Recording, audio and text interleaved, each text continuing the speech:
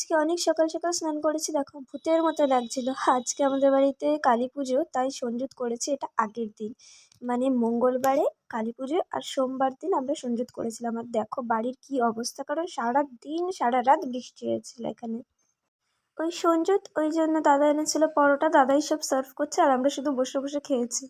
আর যাই হোক, এখানটাতে আমরা বিকেলের দিকে একটু লুডো খেলছিলাম। যদিও দুপুরবেলা কি খেয়েছি সেটা আমি ভিডিও তুলতেই ভুলে গেছি। মানে আমি মারাত্মক লেভেলের ব্লগার, নতুন নতুন ব্লগ করছি তো ওই জন্য ভুলেই যাই অর্ধেক কিছু। আর এখানে আমরা সবাই মিলে একটু কাজ করবো, এখানে যা যা সবজি টবজি রয়েছে সব আনা হয়েছে। দেখি সন্ধ্যের পরে, মানে সন্ধ্যে না, ঠিক 7টার পরেই বৃষ্টি থেমে গেছে, তো আমরা একটুখানি রাস্তায় বেরিয়েছিলাম একটু হাঁটতে। আর এখানে তো মারাত্মক লেভেলের ব্যাঙ ডাকছিল, আমি ব্যাঙের ডাকটা আমি রেকর্ড করেছি।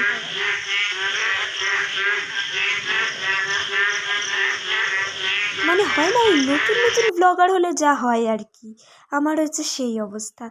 যাই হোক, তারপরে রাত্রেবেলা ডিনারে দেখো কী করেছি আমরা এখানে, আলু সেদ্ধ বেশি করে ঘি দিয়ে এখানে আমরা খেয়েছি ফেনা ভাত।